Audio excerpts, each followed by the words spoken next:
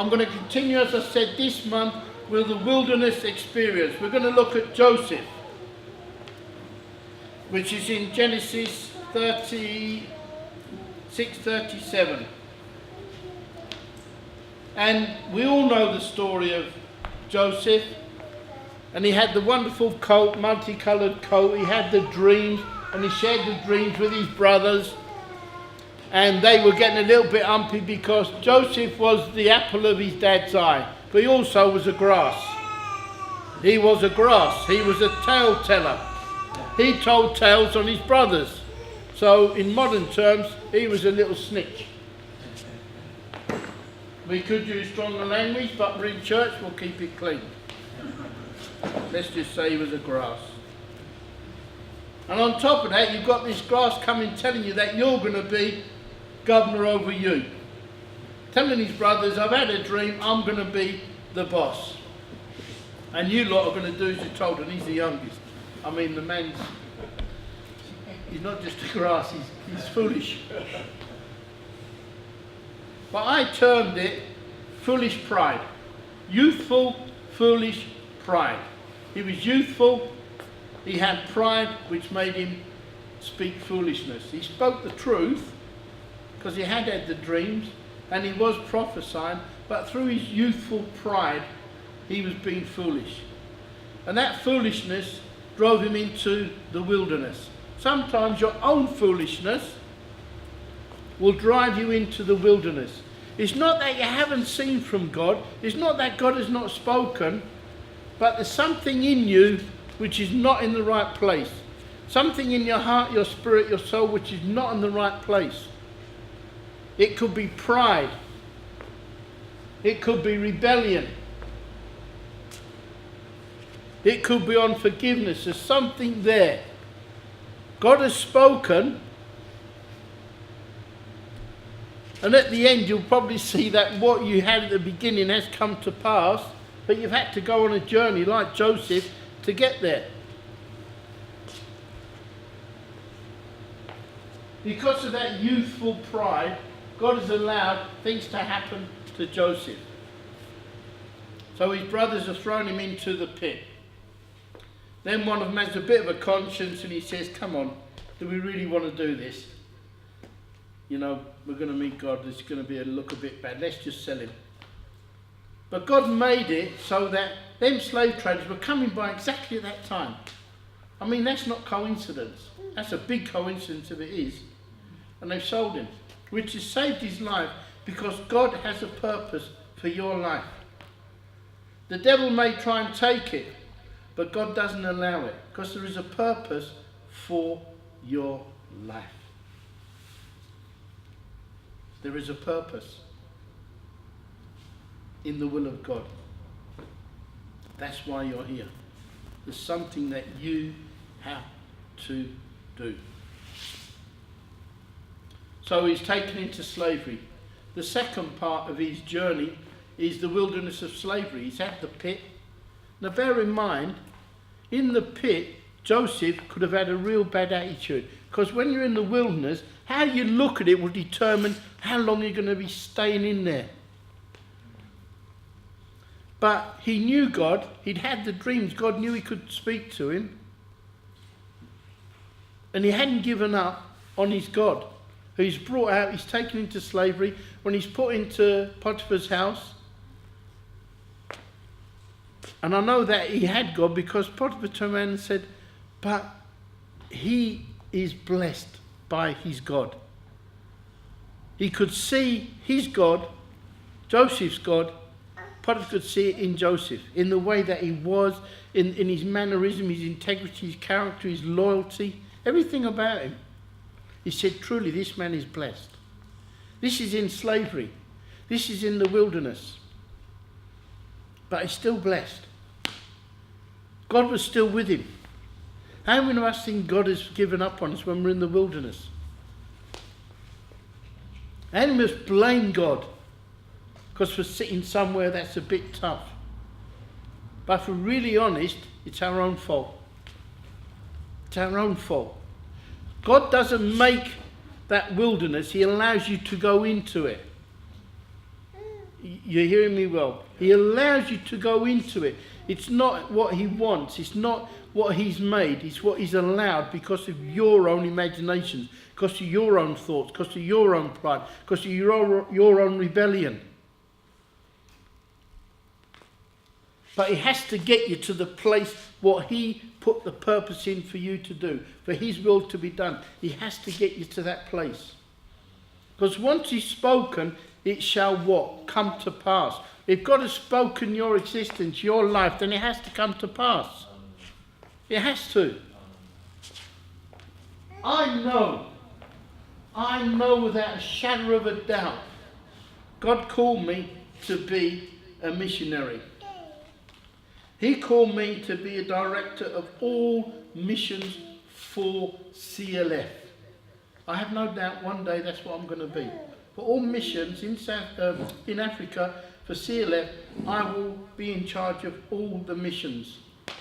That's the church plants, that's missionaries coming, conferences, whatever it may be. I'll oversee all of that continent. A lot of people can argue. That's fine. But I know when God has spoken, it shall truly come to pass. I have no doubts. Ratu believes he's going to be a world champion. He has no doubts. So he's sold out for being a world champion. If God has spoken, it will truly come to pass. If you look at it at the moment, you might think different.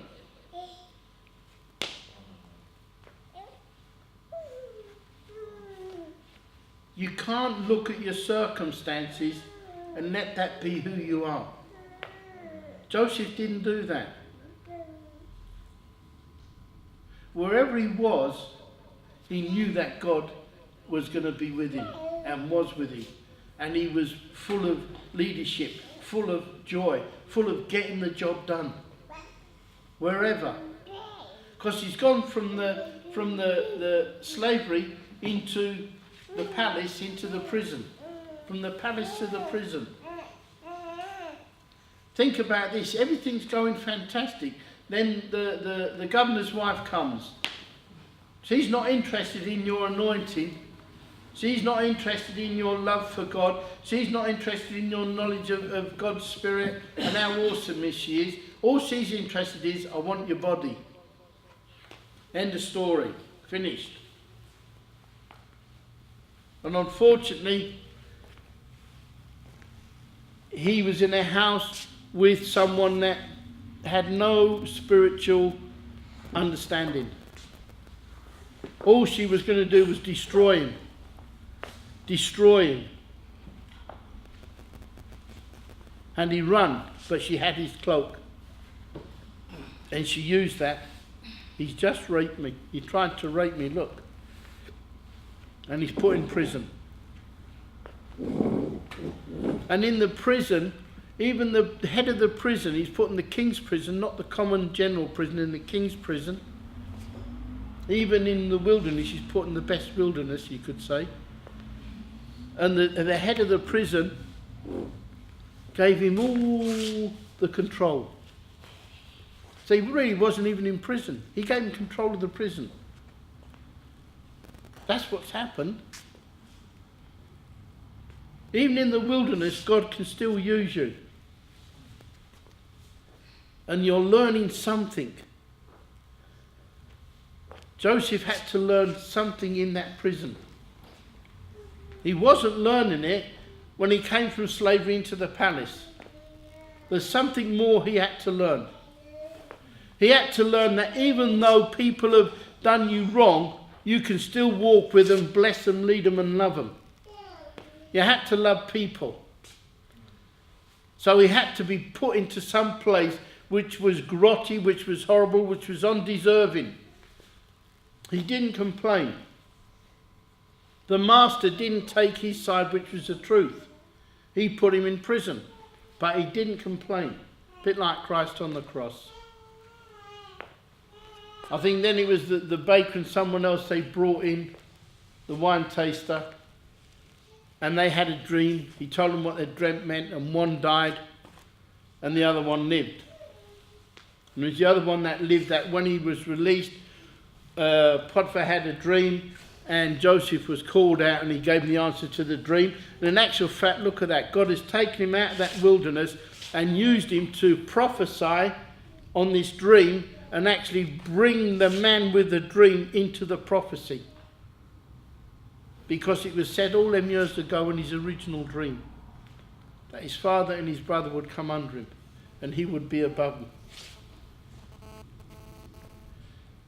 But Joseph had the right relationship with God. The wilderness experience is nowhere in this like David in Psalms, where he's having the right pop at God. Where are you? You're not hearing me. Have you forsaken me? But here you don't see Joseph doing none of that, like Christ per se. Your attitude in the wilderness will determine how you come out and where you come out in the wilderness. You're there either because you need to be put there, because there's something wrong with you and God needs you in a certain place. He needs you in a certain place. Joseph was never going to learn being around his father and brothers. All he was going to be was a grass and a pain, and probably would have got a few slaps off his brothers and wouldn't have fulfilled what he needed to fulfill because of his pride, that youthful pride. So that would have either got beaten out of him or his spirit would have been broken. But he wouldn't have been the man that God needed to serve in the famine and to serve the people. Because that's what he was doing, not just his own brothers, he was serving the people. So he had to go through stages of wilderness. You today are sitting somewhere in the wilderness experience. But you have to go through it, and you should come out at the next level. Then you'll go on another one. You'll come out of the next level. You go in, you'll come out of the next level. But one day you will hit the level what God wants you to be. Don't give up. One thing that I got out of all the stuff that was going on with Joseph was that it enhanced his relationship with God.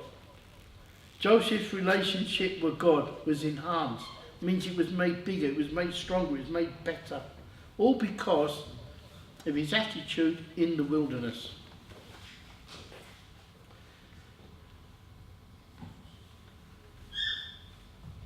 I wrote down this I want to share. But you can miss the season and the moves of God. How? By unbelief and rebellion. These will leave you in the wilderness. Unbelief and rebellion. We don't believe. God has given us something and we don't believe it because you can't see it. That means you're not in faith. Faith is believing what you can't see, but knowing it's there and it's yours. Put it in a very simple term. Because you don't see a massive church, that don't mean that I don't believe. I believe this church is going to be full. He's given us extra chairs already. That's reminding me we need more chairs. There's people coming. We only need 70 or so to fill it. 80 I've worked out at the tops. It's full. But don't look at where you are now, the few you are now. Believe, then God can do.